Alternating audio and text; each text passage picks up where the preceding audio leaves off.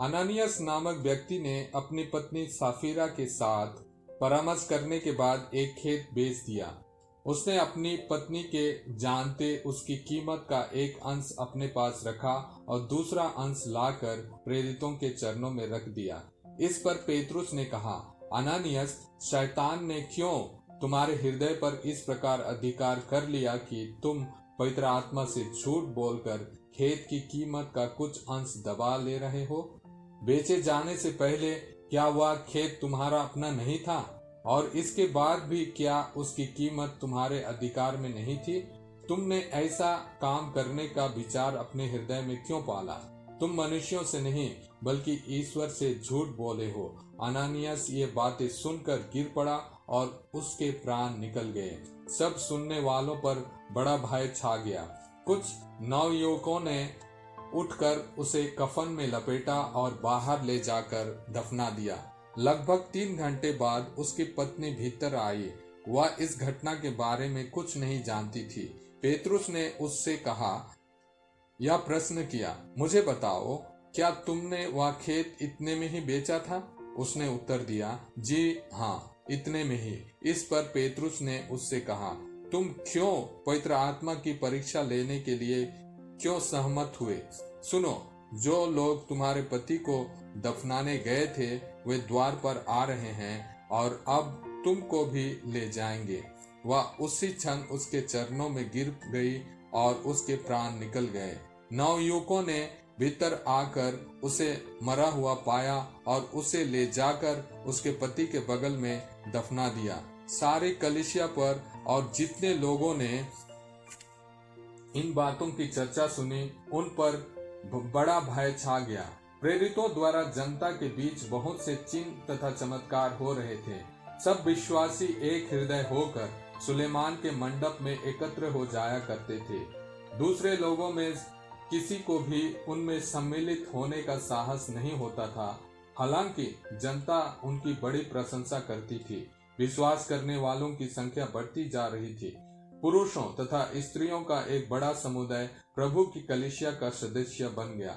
लोग रोगियों को सड़कों पर ले जाकर खटेलों तथा चरपाइयों पर लिटा देते थे, ताकि जब पेतरुस उधर से गुजरे तो उसकी छाया उनमें किसी पर पड़ जाए। यरूशलेम के आसपास के नगरों में भी लोग बड़ी संख्या में एकत्र हो जाया करते थे। वे अपने साथ रोगियों तथा अशुद्ध आत्माओं से पीड़ित व्यक्तियों को ले जाते थे और वे सब चंगे कर दिए जाते थे। यह सब देखकर प्रधान याजक और सब संगी साथी अर्थात सदूकी संप्रदाय के सदस्य ईर्ष्या से जलने लगे। उन्होंने प्रेरितों को गिरफ्तार कर सरकारी बंदीगृह में डाल दिया। परंतु ईश्वर के दूत ने रात को बंदीगृह के द्वार खोल दिए और प्रेरितों को बाहर ले जाकर यह कहा, जाइए और निडर होकर मंदिर में जनता को इस नवजीवन की पूरी शिक्षा सुनाइए। उन्होंने यह बात मान ली और भोर होते ही वे मंदिर जाकर शिक्षा देने लगे। जब प्रधान याजक और उसके संगी साथी आए तो उन्होंने महासभा अर्थात इजरायली नेताओं की सर्वोच्च परिषद बुलाई और प्रेरितों को ले जाने के लिए प्यादों को बंदीगृह भेजा। जब प्यादे वहां पहुंचे तो उन्होंने प्रेरितों को बंदीगृह में नहीं पाया। उन्होंने लौटकर यह समाचार दिया, हमने देखा कि बंदीगृह बड़ी सावधानी से बंद किया हुआ है और पहरेदार फाटकों पर तैनात हैं, किंतु खोलने पर हमें भीतर कोई नहीं मिला।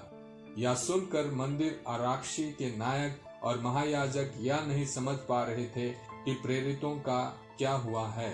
इतने में किसी ने आकर उन्हें यह समाचार दिया, देखिए, आप लोगों ने जिन व्यक्तियों को बंदीगृह में डाल दिया वे मंदिर में जनता को शिक्षा दे रहे हैं।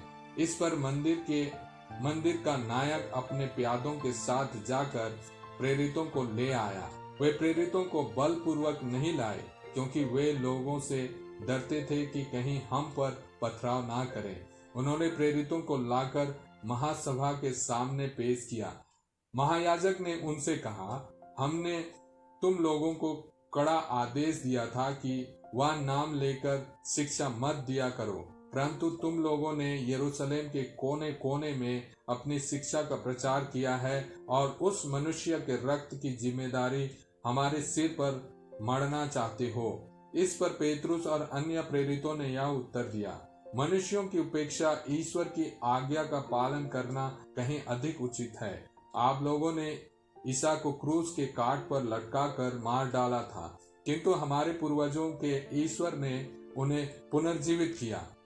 ईश्वर ने उन्हें शासक तथा मुक्तिदाता का उच्च पद देकर अपने दाहिने बैठा दिया है, जिससे वह उनके द्वारा इज़राइल को पश्चाताप और पाप क्षमा प्रदान करे।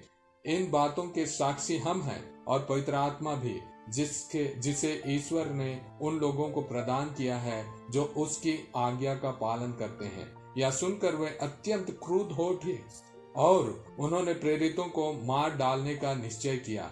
उस समय गमालिएल नामक फारिसी, जो संहिता का शास्त्री और सारी जनता में सम्मानित था, महासभा में उठ खड़ा हुआ।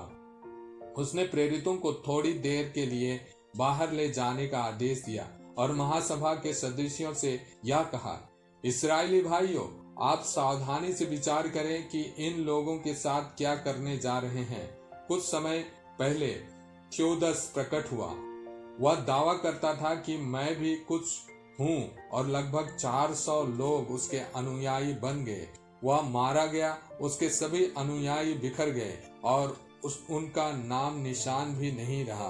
उसके बाद जनगणना के समय यूदस गलीली प्रकट हुआ। उसने बहुत से लोगों को बहकाकर अपने विद्रोह में सम्मिलित कर दिया। वह भी नष्ट हो गया और उसके सभी अनुयायी बिखर गए। इसलिए इस मामले के संबंध में मैं आप लोगों से यह कहना चाहता हूँ कि आप लोग इनके काम में दखल ना दें और इन्हें अपनी राह चलने दें। यदि यह योजना या आंदोलन मनुष्यों का है तो यह अपने आप नष्ट हो जाएगा, परंतु यदि यह ईश्वर का है तो आप इन्हें मिटा नहीं सकेंगे और ईश्वर के विरोधी प्रमाणित होंगे। वे उसकी बात मान गए। उन्होंने प्रेरितों को बुला भेजा, उन्हें कोड़े लगवाए और यह कड़ा आदेश देकर छोड़ दिया कि तुम लोग ईसा का नाम लेकर उपदेश मत दिया करो। प्रेरित इसलिए आनंदित होकर महासभा के भवन से निकले कि वे ईसा के नाम के कारण अपमानित होने योग्य समझे गए। वे प्रतिदिन मंदिर में और घर घर जाकर शिक्षा देते रहे और ईसा मसीह का सुसमाचार सुनाते रहे।